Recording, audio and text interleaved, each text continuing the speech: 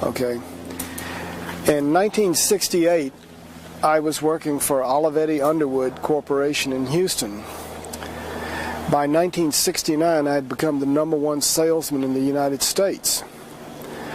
My father-in-law was involved in export-import and advised me that the British pound sterling was going to be changed to a decimal 10 system, and this would require a great need for used American business machines in England. So I flew to London in 1969 and set up a business to sell used machines in England. Eventually this led into Scandinavia, and I ended up in Stockholm, Sweden, working for Olivetti, or we should say Svenska Olivetti, in Stockholm, Sweden. The police chief of Stockholm secured me a work permit because I had certain knowledge of equipment in the United States that had not been introduced into Sweden, and they needed someone in Stockholm to instruct and sell this equipment. Therefore, I ended up with this work permit from the police chief. And over a period of time, I became quite successful in selling used business machines in Stockholm. Eventually, the CIA, or someone claiming to be with the CIA, contacted me and explained that much of the equipment was ending up in the hands of the Soviet Union and their satellite countries such as Poland, East Germany, and Czechoslovakia. They asked me to continue to sell my equipment and even helped me acquire certain equipment that they thought would be of some technical value to the Soviet bloc. Basically what this was a reverse sting to identify the people that were buying the equipment, and we were trying to put a trace on the equipment, see where it actually ended up. This went on for about 6 months, and eventually the CIA explained to me that I should leave because many people that were my customers were reporting that I was working for the U.S. government in more or less a reverse sting operation for technology transfer. I closed the office down and moved back to the United States and continued working for Olivetti Underwood Corporation. Then, this was about 1971. In 1972, I had a business going where I was importing motorcycles and motorcycle parts from all over the world, mostly Japan and England and Germany. The shop was broken into and a large part of my inventory was stolen. The Houston police couldn't do anything about it, and they advised me to contact the DEA because they believed that a group of drug dealers had actually stolen the merchandise. So in my conversation with DEA, I agreed to go to work for them in order to catch the people that had stolen the merchandise from my motorcycle shop. Over a period of time, I ended up making introductions to Ron Gospodarek of the Houston office. Ron is now a high official with DEA in Washington, D.C. Many large cases were made in the Houston area. One of the biggest cases was the case against the Greek heroin smuggling operation of Aristotle Onassis. I quickly learned that the DEA was only interested in pursuing this case so far. When it came to infiltrating the top echelons, they quickly dropped the case. Me being a young man, believing in my country, believing that I was doing the right thing, believing that I was helping the people of America stay away from illegal drugs, This really confused and confounded me. And eventually Ron Gospodarek and Gordon White explained to me that the CIA was involved and that there were national security interests and that the case was not going to go any further.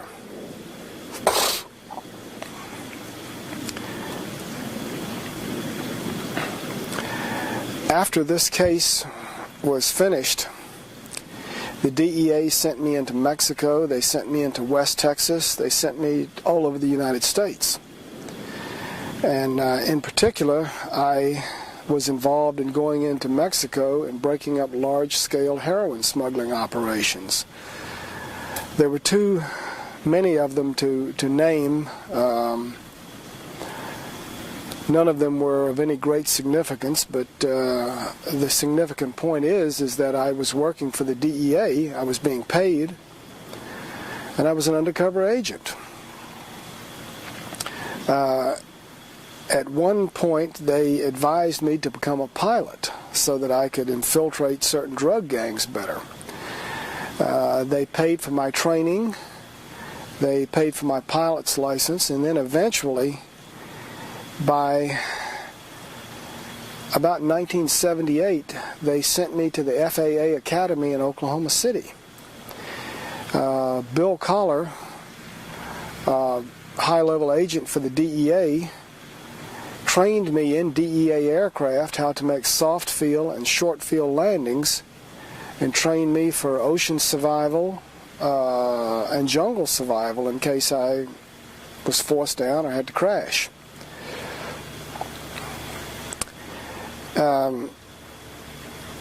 My assignments were skipping around from Copenhagen, Denmark, Stockholm, Sweden, all over the United States, Bolivia, Panama, Nicaragua, Belize, Colombia, Peru, Paraguay. And I don't have enough time in this interview to go into great detail on what I did in each country. But again, the significant point is the DEA was using me in an undercover capacity. Specifically in 1979 in Bolivia, I began to understand the agenda of the CIA. They were there in Bolivia to make sure that the DEA only caught the small people. Sonia Atala, Walter Atala, Roberto Suarez organization, which was the largest cocaine smuggling organization in the world at that time, supplied the Cali and the Medellin cartel and the CIA with their cocaine. My job was to notify all of the large-scale Bolivian smugglers that were working for CIA on impending arrest and drug bust in Bolivia, so as that the higher echelons would not be arrested. In particular, the Roberto Suarez organization was a protected organization. I was advised about Mike Levine, operating out of Buenos Aires as the station chief for DEA. The movements of his informers and his agents coming into Bolivia were monitored, and I passed that information on to the Bolivian drug smuggling organizations in order that they wouldn't get caught. The CIA eventually started shipping large-scale, well, in fact, tons of cocaine into Panama, into Tucumán Airport. They were flying LAB marked 727s and 707s, and they would pull into a warehouse district on the backside of Tucumán Airport where they'd be protected by the Panamanian Defense Forces when they used forklifts to unload pallets of cocaine and placed into Sonia Atala's warehouse. Sonia Atala also had another company on the Atlantic side of Panama in the Colón Free Trade Zone. These companies more or less served to, they were really a front to ship radios and TVs, mostly Hitachi, that was the brand that they were using, back to Bolivia and to Paraguay. However, the real purpose of the company was to bring cocaine into Panama for distribution by the Mossad and by the CIA. This cocaine was flown into Nicaragua, into Belize. The planes were refueled there, and then it was flown into the United States. Now, it was probably flown into other locations, but the only two locations that I know about for refueling cocaine flights were in Nicaragua and in Belize. Now then, arms were also put in these warehouses. The Israeli Mossad seized a lot of arms in Lebanon. These arms were shipped into Panama, put into this warehouse and other warehouses, and then they were flown into the Contras in Nicaragua by pilots. Several of the pilots that I knew were Floyd Carlton, Cesar Rodriguez, Enrique Pretelt, Daniel Miranda, and there were several other pilots in Panama that may or may not have known they were ultimately doing the CIA's bidding for them by flying drugs and arms. It was my understanding that Noriega had worked out an agreement with the CIA to allow his country to be used for drug and arms smuggling. They would put him in power and maintain him. And it was kind of a working arrangement where he would give up certain small-level dealers that the DEA wanted and protect the large-scale ones that were CIA assets. I can tell you this, that Isla Contadora, where the Shah of Iran lived for a short period of time before his death, was owned by Gabriel Lewis. Gabriel Lewis had a brother who owned Banco del Istmo in Panama. Cesar Rodriguez accepted many airplanes in Isla Contadora with money, or that was the proceeds of CIA cocaine drug smuggling operations in the United States. This money was taken to Banco del Istmo and BCCI Bank. I think it's significant that Gabriel Lewis last year, I don't know about this year, was the U.S. ambassador from Panama. I think it's also significant that just prior to the Noriega kidnapping, I don't know what else you can call it other than a kidnapping, an invasion of his country, Gabriel Lewis was rescued by a twin-engine airplane sent out of Costa Rica by Bill Clinton's friend. Which one? The banker. I can't think of his name.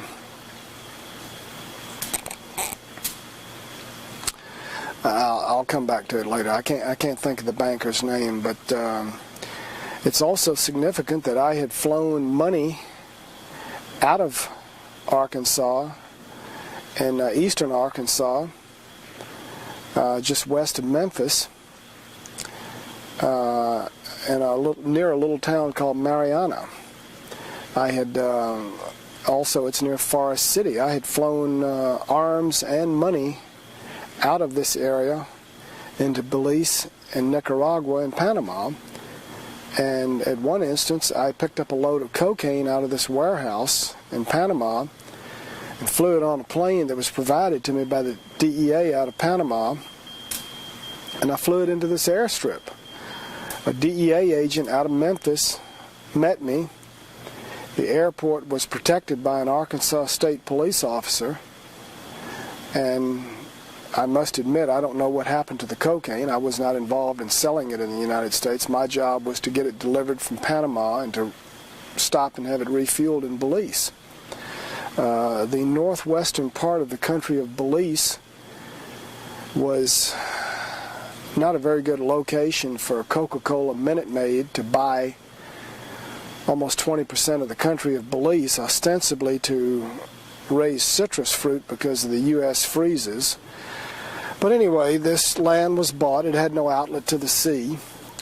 This land was used for airstrips for refueling arms and drug flights, and it was also used to train Contras. And when this load of cocaine I flew out of Panama came into Belize, people that I believe were CIA assets refueled me. Also, when I flew arms out of Louisiana and Texas and Arkansas, I would land in Belize in the northwestern part and either continue on after being refueled or give the plane over to another pilot. What types of planes? I was flying mostly Piper Senecas, Piper Aztecs, Cessna 310s, Cessna 210s, Cessna 206, Piper Navajos. This is, I think, significant that the FAA had and the DEA had spent money on me learning how to successfully do short field and soft field landings.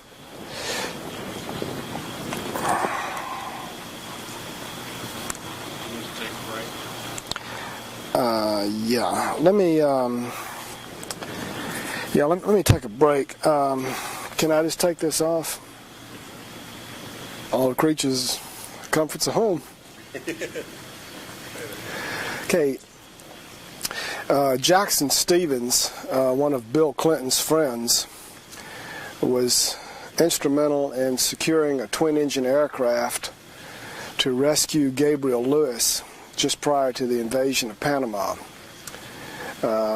This plane, I believe, belonged to United Fruit Company. Now,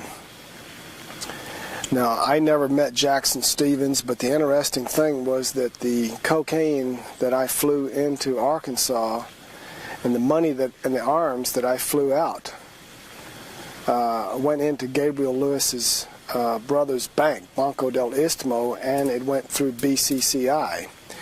The U.S. attorney from the District of New York expressed some interest in me explaining how this money laundering was done, but nothing ever came of it. Cesar Rodriguez, the pilot and the friend of Noriega, had cleared a lot of airplanes full of money through Isla Contadora. Also, Cesar Rodriguez and I were such good friends that we realized that at some point we could become expendable. So we began gathering information, and I was giving it to my Swedish girlfriend from Stockholm, and she was putting it in a safety deposit box in Berlin, Germany. This information included a lot of the locations where they were flying arms and drugs and money throughout Central America, throughout Arkansas, Texas, Louisiana, the names of banks. It even had tape recordings of Noriega talking to CIA officials about drug smuggling and arms smuggling.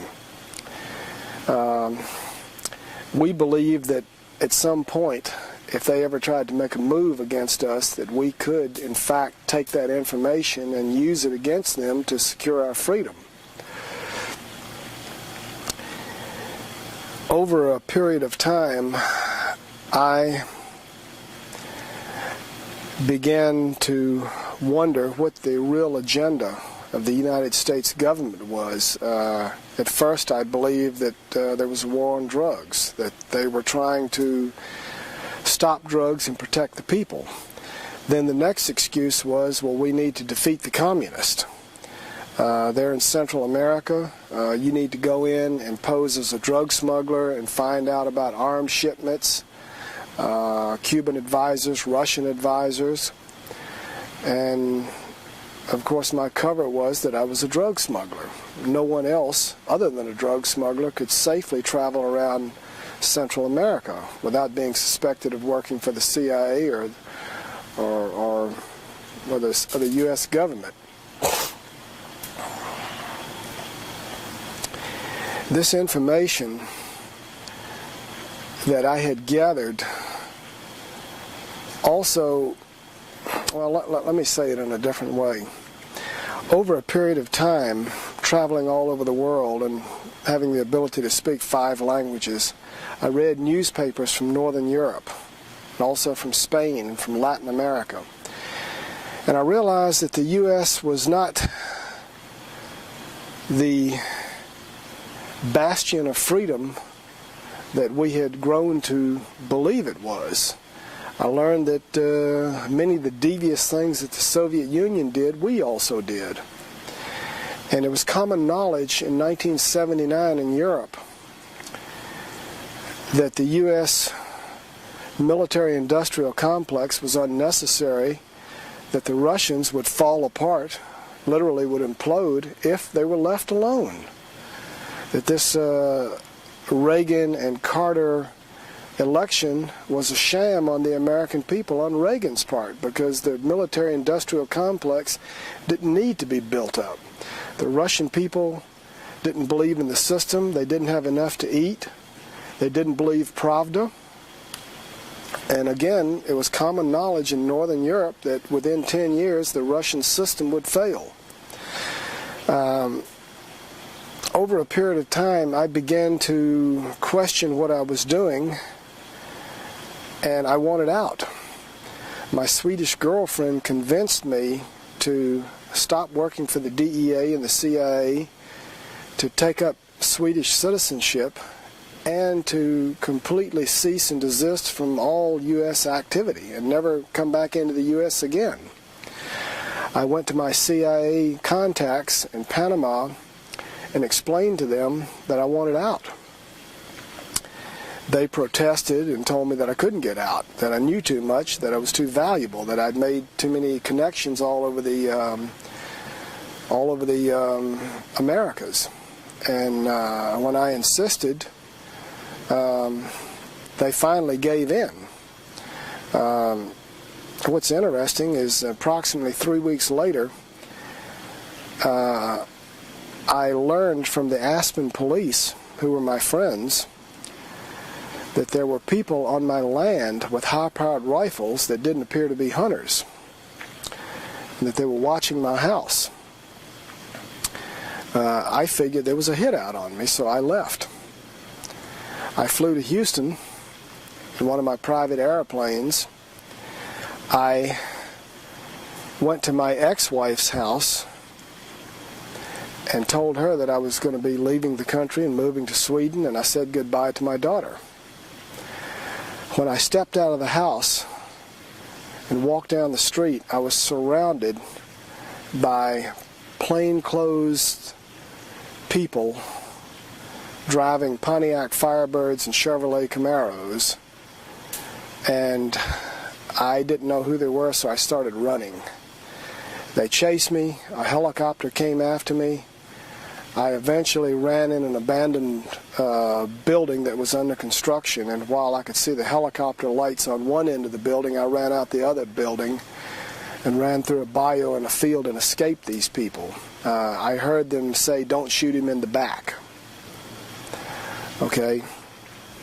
Later that night, some people came to my ex-wife's house and told her that they were DEA agents and that they had an arrest warrant for me. She allowed them to search the house and the garage, and they left. Then sometime later, my parents reported to me that Agent Richard Brazil out of San Antonio had come by the house and wanted to know where I was. My parents told him they didn't know. A week later, I contacted Ken Wincorn, an attorney in Dallas. He called the DEA 3 times within a week and offered to surrender me. They maintained that they did not want me. He called the DPS. They did not want me. So it was clear to me that whoever wanted me was going to kill me. So I continued to run. Eventually, through some of my contacts in Bolivia that worked also for the CIA, it was learned that I was in Cancun, Mexico. I was accosted, beaten, wrapped in chains by thugs that the U.S. government hired. I was brought back to the United States on an airplane in chains. I think that's called kidnapping. But the U.S. maintains that it's okay. We can go around the world, kidnap anybody, and do any illegal thing we want to. I told the Mexican authorities I wanted to go to Panama or Sweden. They said, you don't have any choice. The DEA is going to take you back, and that's it. In a pretrial hearing, Agent Richard Brazil admitted on the stand under oath that he had purposely kept all of the information out of the DEA computer because he knew that I had very high-level connections in the DEA, and that he was afraid that I would learn about the case against me. Eventually, I learned that other DEA officials had also been arrested, and that other CIA contacts that I had flown drugs and arms with and money had been murdered.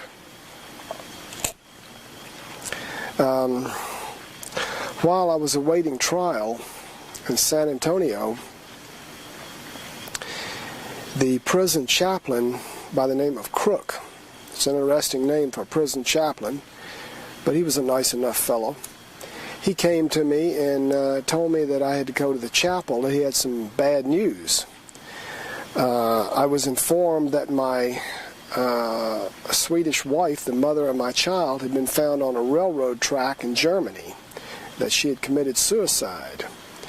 I didn't believe it for a minute, but that was what he told me. Then a week later, I was informed that Cesar Rodriguez, my friend and Noriega's friend, had been found in Colombia with his throat cut. This is a symbol called a Colombian necktie. It means you talked.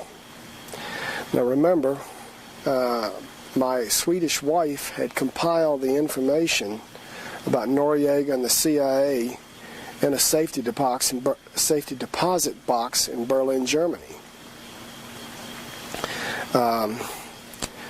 I realized very quickly that if I went to trial, I'd probably either end up dead or I had no supporting evidence.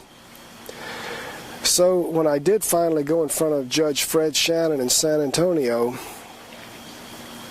I was asked if I was guilty, and I told him yes, I was guilty of smuggling cocaine from Panama and through Belize and through Nicaragua. And then he asked if I was pleading guilty for any other reason. Was there a deal made? Was there a promise? Were there any threats? And I said, well, I don't think there's any deals, and there's probably no promises other than I'm not supposed to get more than 15 years, but actually I do not want to go to trial and embarrass the U.S. government and the DEA and the CIA because I'm afraid I'll end up dead like my former colleague, Sante Barrio, who was murdered with a poisoned peanut butter sandwich in the Bexar County Jail.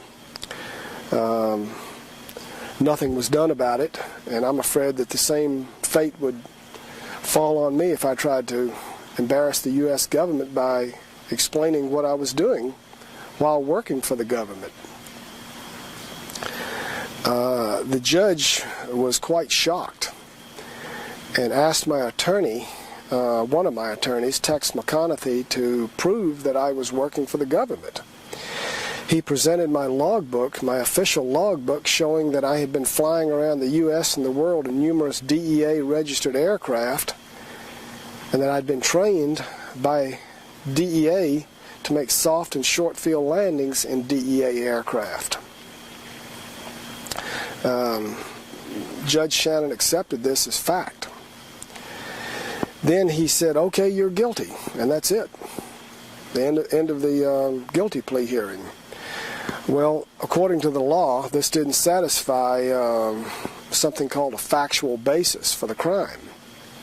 It was my belief that Judge Shannon knew that something crooked was going on. He didn't want to be a part of it. This is my educated guess. Because approximately 30 days after sentencing me, he quit. The man was in his 40s and appeared to be in very good health to me, and went to work in a private law firm. Now, I've never talked to the judge. I don't know exactly what went on, but you can conclude for yourself from the facts what may have happened. I later tried to call the press in.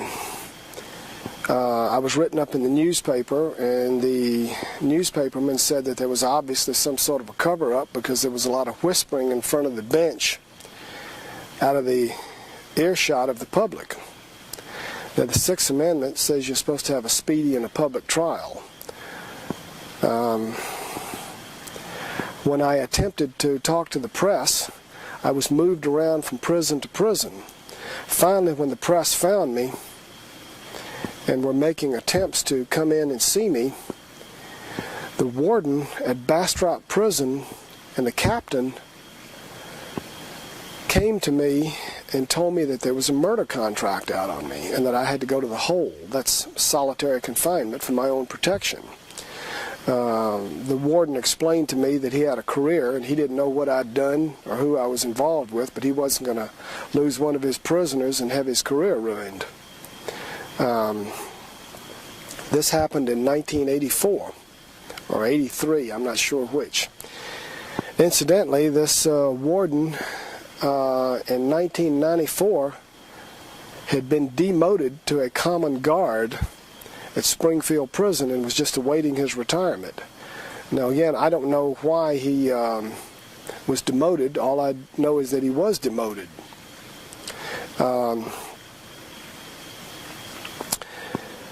Later, my attorney that had exposed my logbook, Tex McConaughey, had a nervous breakdown and has never practiced law since then. I don't know why he had the nervous breakdown. All I know is the facts that he did have one, and he's not practiced law. Incidentally, I stayed in the hole for 90 days, and then I was let out of the hole and went back in front of a different judge, Hippolito Garcia, and I was offered a chance to have a new trial or plead guilty.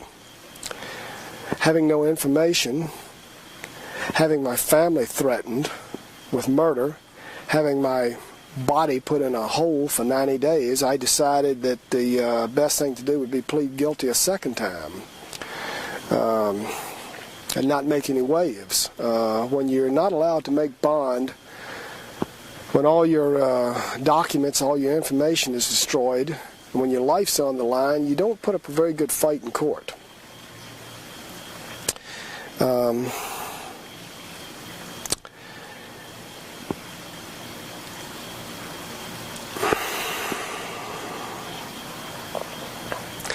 After release from prison in 1986, I stayed in prison approximately 3 years.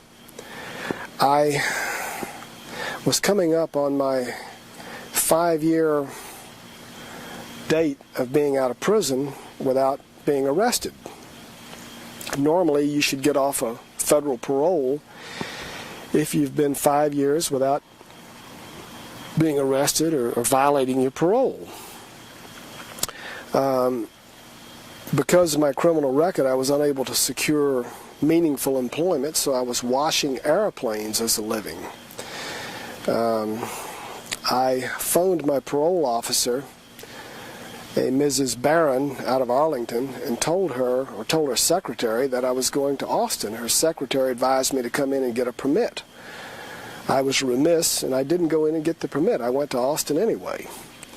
While down there and while washing planes, I was approached by Robert Nestor for the Department of Public Safety air smuggling detail.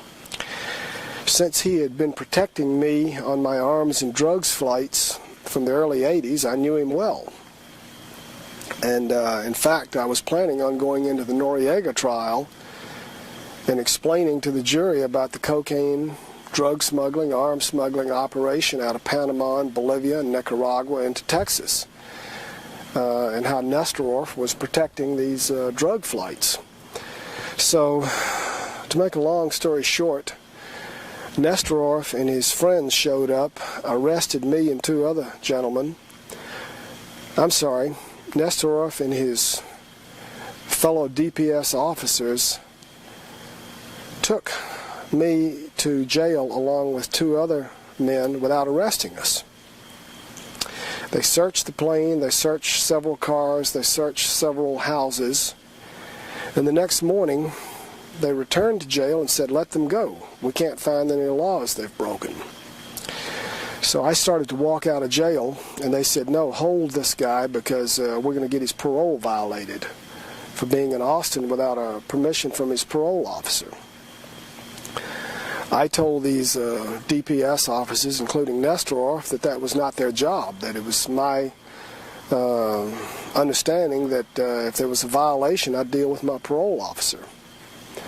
And since they didn't have an arrest warrant, that I'd just leave and go back to Dallas and talk to my parole officer.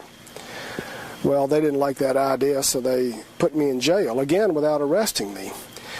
They held me until the next day, and then they did get an arrest warrant. It's kind of, I think it's called getting the cart before the horse. Then, 90 days later, they took me into the back room of Bastrop Prison near Austin without an attorney, without the public being present, and I was charged with being out of bounds, and I pled guilty to being out of bounds because I technically did not get the written permit, even though the parole officer knew where I was. The penalty for this was 60 days. When I left the room, I kind of felt that these parole commissioners were up to something.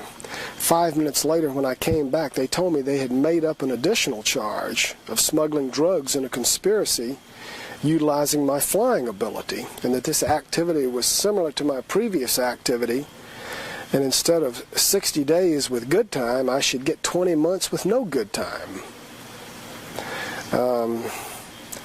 I protested that, and I have it on tape, that Nesterov was a liar, a drug smuggler, and that he was getting to me to keep me from testifying in the Noriega trial. They said that that didn't matter to them. Later, I appealed this conviction, and I asked for the specific drug that I was smuggling, the country I was smuggling it from, to, and through. I asked for the names of the co-conspirators. I asked for the specific airplane, and I wanted to know when I did it. The parole commission said that my conviction was affirmed because I failed to convince them in my appeal that I was not doing what I was accused of. Now, I'm not a rocket scientist, but this seemed like to me it was an Orwellian thought crime. I don't know what else it could be. At this point, I wrote a lot of information about the drug and arms flights that I had made and that I knew about, and about the political involvement of CIA and Noriega in drug smuggling, the Bolivian Paraguayan connection. And I wrote it and I gave it to a trustee who said he could smuggle it out of prison and mail it from a post office box on a golf course where he worked as a cleanup man. Apparently this letter did arrive to Joe Miranda in Austin, Texas. I called Joe on the monitored prison phone and learned that he had received the letter. And in discussing it, I think Frank Rubino, Noriega's lawyer, came up. That was who he was supposed to turn this information over to, and also the press. Shortly thereafter, the police, I think it was the DEA, raided Joe Miranda's house with a search warrant. No drugs, no money was found, no evidence of drug smuggling was found, but these papers were taken. Later, Joe was charged in a dry conspiracy to sell drugs or smuggle drugs, I'm not sure which. He hired Dick DeGuerin out of Houston, who defended David Koresh and some of the cult members. Dick DeGuerin filed motions, pretrial discovery motions, to get these papers returned. They were never returned, and the case against Joe Miranda was dismissed. Then I was sent to the Springfield prison in Missouri. This is the mental prison in the hospital for federal prisoners. While there, under protest, I was given a forensic evaluation. Forensic means medicine and law. I had, in one of the dirty jails somewhere or another, I had contacted TB. And I was taking prophylactic medicine to prevent the onset of TB. While en route from Springfield back to Montgomery, Alabama for a competency hearing, I was taking my TB medicine in a small county jail. The elderly black nurse turned her back, and I stole my forensic evaluation out of my medical jacket. It clearly stated on it, no psychosis found. It was signed by the chief of the department at Springfield. I mailed this to author Rodney Stitch, who wrote about me in Defrauding America. Then when I got to Alabama, I was again ordered to undergo a second psychiatric examination by Dr. Guy Renfro. I protested, but had no choice in the matter. And so he gave me about an hour and a half worth of examination. And then I was taken into court.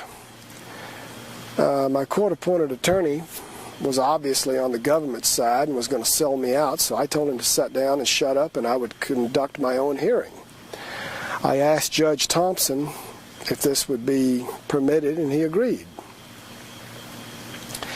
In questioning Dr. Renfro, I proved that he had contacted Dr. Murad in Springfield and had discussed my case with him. I asked the doctor, Dr. Guy Renfro, several questions. Number one, I asked him, would it have been more scientific if he had started fresh and found his own results rather than contacting the previous doctor? He admitted it. He also admitted under oath that he had never taken the Hippocratic Oath. He also admitted that a large percentage of his firm's revenue came from court-appointed examinations.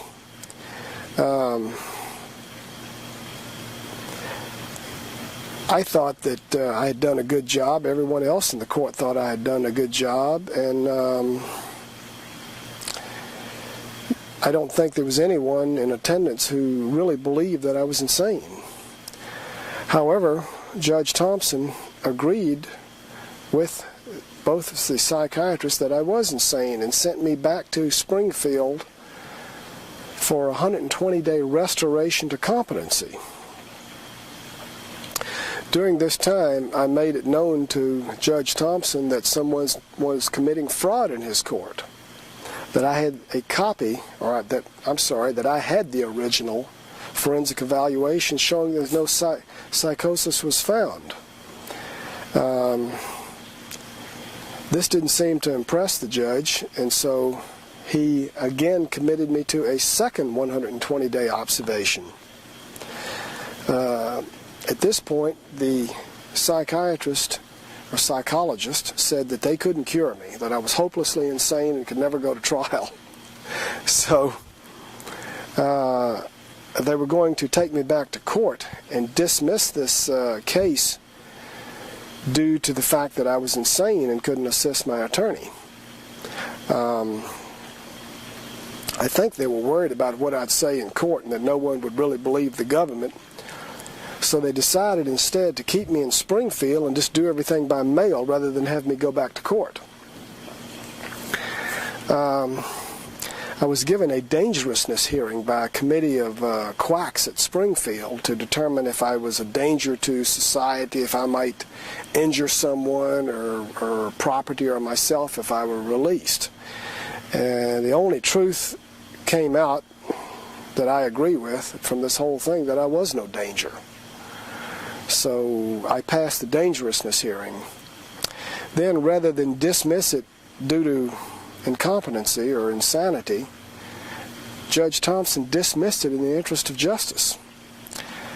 I believe this is the only escape from a federal prison that has ever resulted in a dismissal in the interest of justice.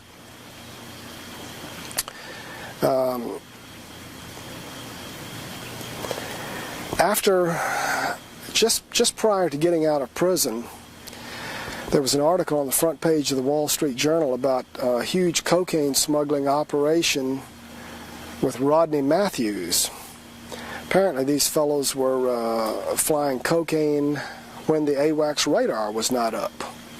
And it was suspected that they were being tipped off by someone in customs. Then later, it was revealed that Richard Cardwell of U.S. Customs had been arrested for smuggling 25 tons of cocaine, along with my old friend Robert Nestoroff of the DPS, who wrote the report that stated that I was smuggling cocaine or that I was in this conspiracy to smuggle an unknown drug from an unknown country with unknown co-conspirators. Seems that Nestoroff had perjured himself in federal court and also been involved in smuggling 25 tons of cocaine. I brought this to the attention of the U.S. Parole Commission in the form of an appeal, explaining that I thought that I should have a new hearing based on the fact that I had never been arrested and that Nestoroff was now being charged with this horrible crime of 25 tons of cocaine, perjury in federal court, and subverting the AWACS radar plane, and that the pilot, Rodney Matthews, was claiming that it was a CIA cocaine smuggling operation. Well, the Parole Commission, in their infinite wisdom, decided that I deserve no new hearing. Basically, it sounds like to me, Nestoroff lies and they swear by it. I don't know what else you can call it.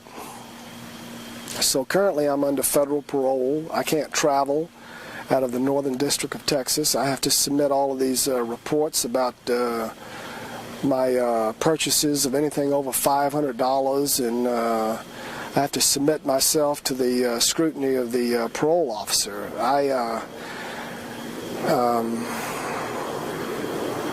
I believe that this is something like the Communist Party block officer issuing an internal passport for travel in the old Soviet Union. I believe that the military-industrial complex that Eisenhower warned about in his farewell address has evolved into the prison-industrial complex. Let me go back a bit. Ron Gospodarek and Gordon White and my CIA contact in Stockholm, Axel Anderson, George Phillips out of Panama, all concluded that dope is money and that money is power. And they really didn't care if the American public took dope. In fact, they encouraged it for certain people because it kept them pacified and kept them from revolting, especially poor people in ghettos that are disadvantaged. The thing that concerned them was that the wrong people would make money off of it. And if any money was to be made, the U.S. government was going to make the money and control it. I, at one time, believed that the cocaine that I smuggled into the United States would be sold to buy arms. The arms would be used to defeat the Sandinistas.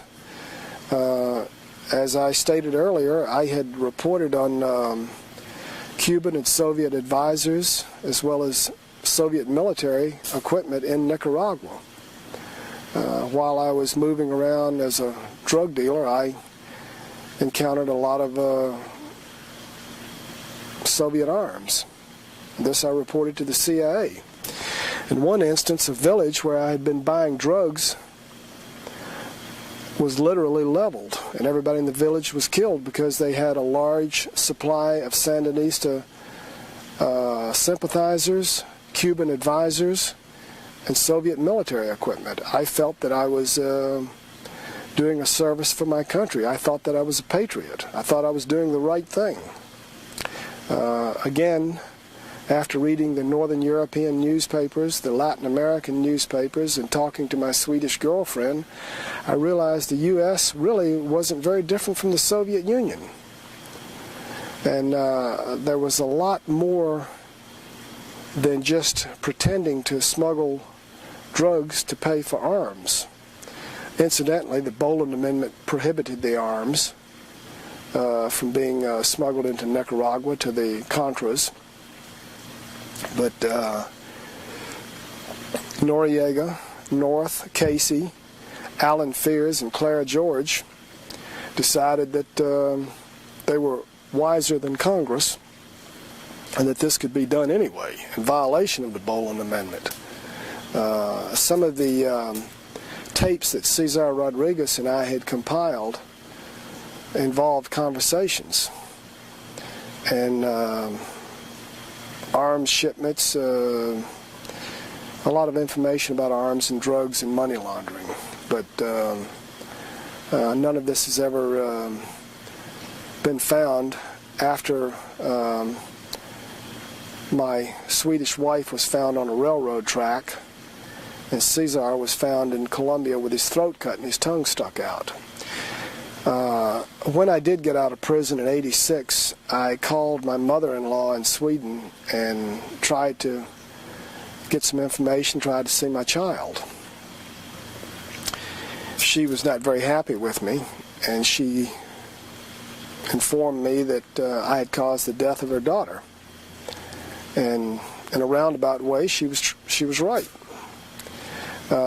She did explain to me that she had gotten the information out of the safe deposit box in Berlin, was going to give it to the press in East Berlin, and was going to fly back to Stockholm that night on a flight, and she told her mother not to feed the baby because her breast hurt. She wanted the baby hungry when she got home. The next morning, she was informed that her daughter committed suicide on a railroad track. I wasn't there. I don't know what happened. I don't know the whole story, but I think the people can figure it out for themselves. One other thing I'd like to mention is at one point I had gone into Paraguay with a very beautiful Bolivian girl that was Miss Bolivia as my date. This was in August. This is their coolest month in Asuncion, and they have a lot of Germans, a lot of people from all over the world that come in there for a festival. And at this festival, the president's son, Alfredo Stroessner's son, wanted to dance with this girl.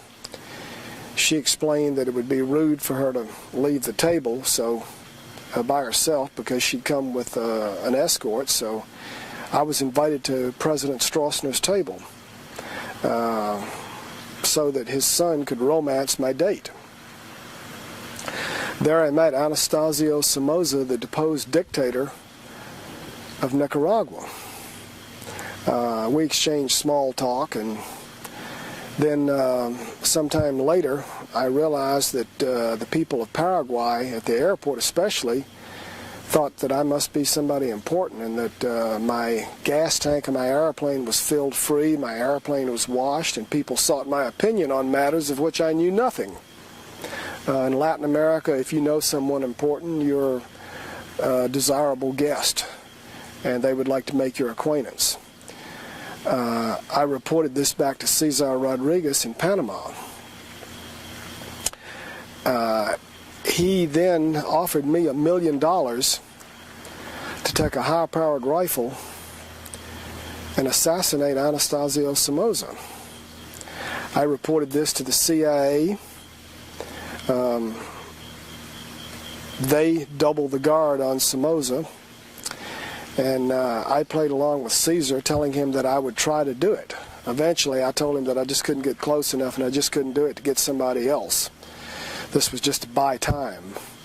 While I was in Panama, I read in the newspaper that some people had taken a bazooka and blown the top off of his Mercedes-Benz in a well-placed shot, and then come in and machine gun the inside of the car. I don't know who did it. I've heard that some people out of Buenos Aires did it.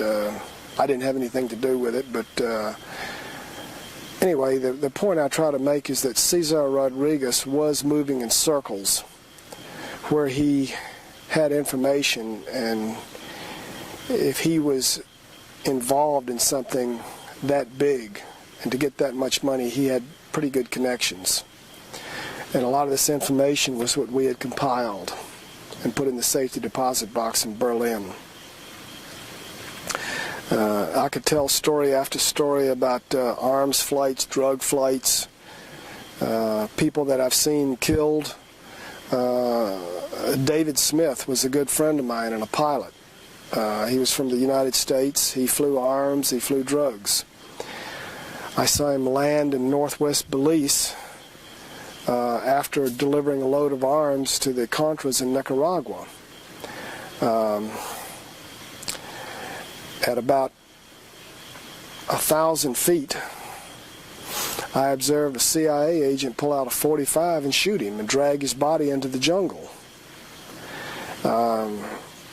They told me that he had done something that he shouldn't have done and that I had nothing to worry about as long as I played the game with them. I never knew what David did. I just knew he was never seen or heard from again. And I mean, something like this was quite common. I think the biggest mistake I ever made was believing in the United States, believing in the integrity of the government, and believing my handlers. I was a naive young man coming out of Richmond, Virginia. I believed in my country. I was against drugs. I've never been a drug user, although I've smoked marijuana, and in several instances I had to use cocaine in order to make myself believable, or I would have been killed. When you're undercover, you do what you can do to survive. But I've never been a drug user. I've never been a person to drink or smoke. I believe in living a clean life. I did believe in the U.S., but I don't believe in it anymore. I think that we've got a government of criminals. I think the courts are corrupt. I think they'll accept perjury. Incidentally, the transcripts in many instances were changed. The courts are so corrupt that if you get something on the record that they don't like, they'll go in and change it. Basically, might makes right. And the law is whatever they say it is.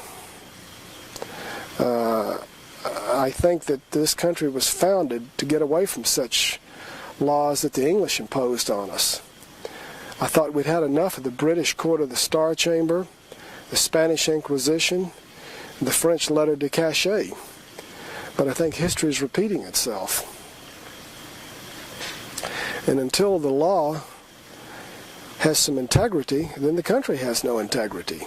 And until the entire society is exposed to the same, until the entire society, including the power elite and government officials, are brought to justice as a common man would be brought to justice, then I think Thomas Jefferson's saying that no democracy can long stand without the enthusiastic support of a large majority of citizens, I think that scenario is going to play out. Also, Also, I'd like to remind the people that Ben Franklin said that if anyone would give up a little liberty in order to gain a little security, they shall have neither liberty nor security. These are just my opinions, but the facts are that I worked for the government. They paid me. I was an undercover agent. I was not arrested for drug smuggling or drug dealing. I did not have to work off a case. I was not doing this to save my hide. I was doing it because I believed in my country and I believed in the law. And the reason I did smuggle drugs is to raise money to buy arms. I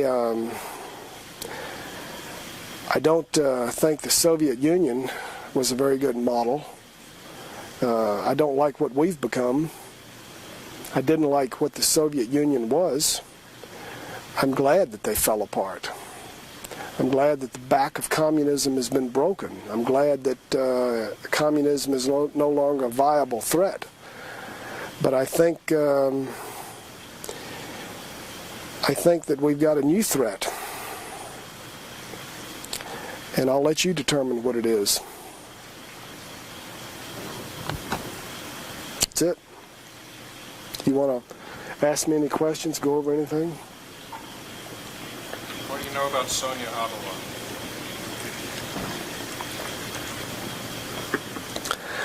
Sonia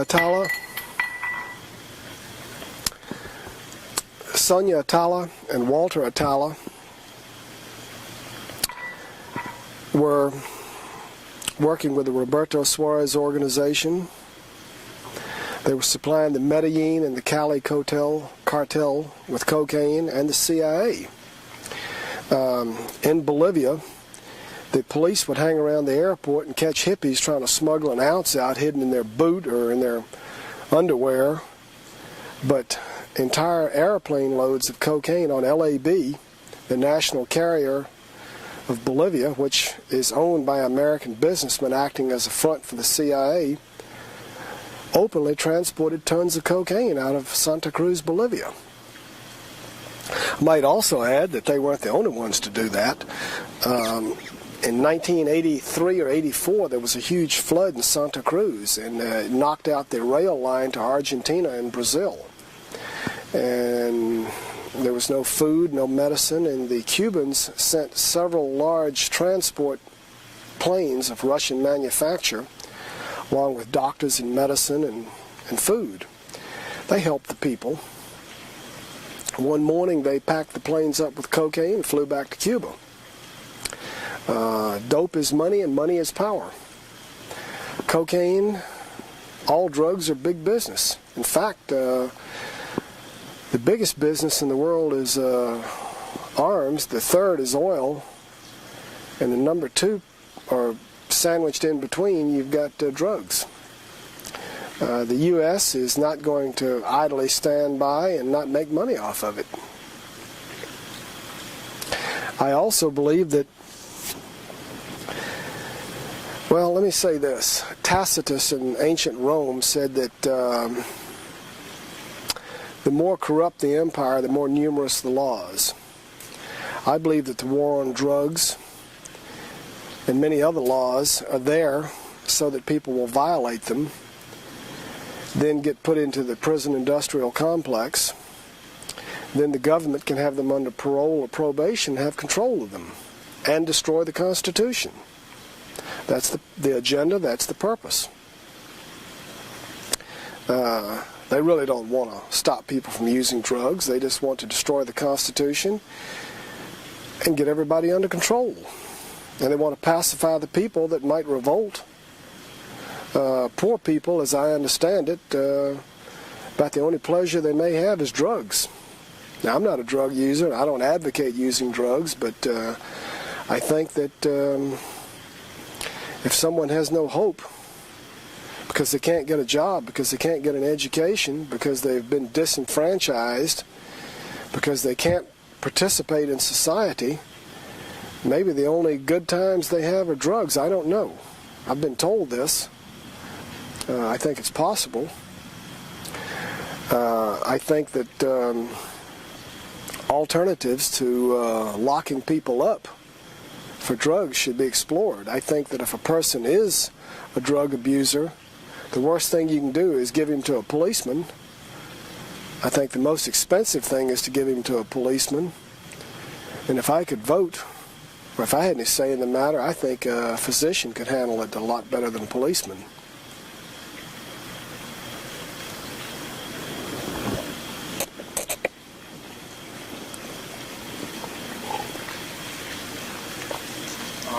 Corruption at the top. I mean, who knows what's going on? How far does it reach? Who doesn't? I think young DEA officers are gung-ho. They believe that they're doing the right thing. I think that after a while they figure it out, but then it's too late. There's nothing they can do about it. The system is too corrupt. In 1976 or 77, a lot of CIA people were transferred over into DEA.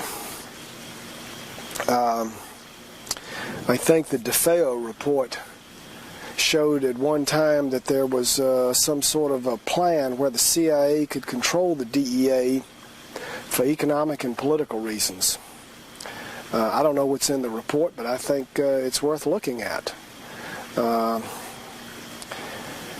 I also know that that my job, while in the DEA, was to act as liaison to the CIA and protect the Roberto Suarez organization, the higher level of the Roberto Suarez organization being arrested because they were cooperating with the CIA.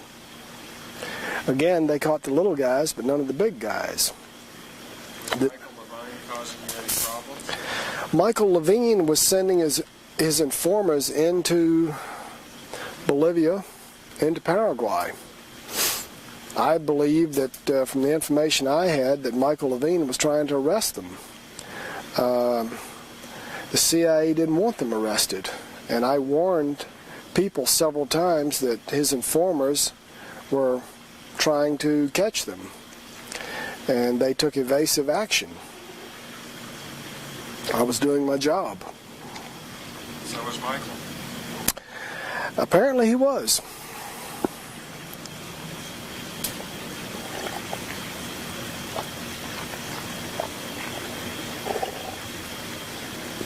What percentage of Congress knows about this sort of stuff? How much are they being lied to? I really don't know. I've never dealt with Congress. I really wouldn't want to venture an opinion over what percentage of them know. I think that most educated people in the United States that want to be informed should be able to figure it out.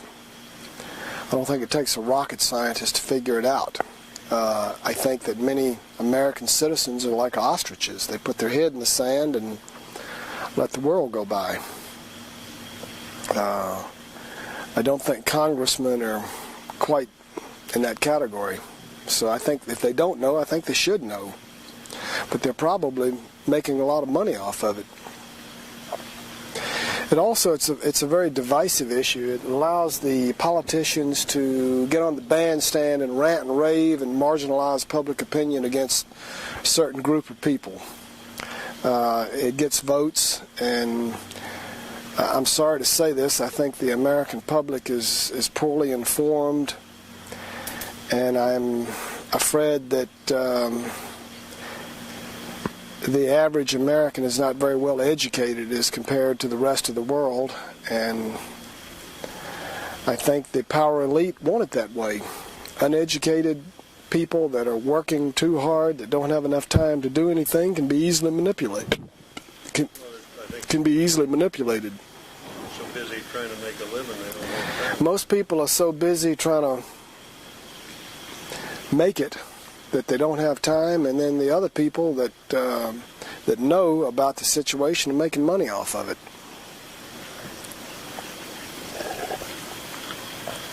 What do you personally know about Nina, Arkansas? Very little. Everything was compartmentalized. I had no no distribution networks for the drugs that I smuggled into the country. I mostly stayed out of the country.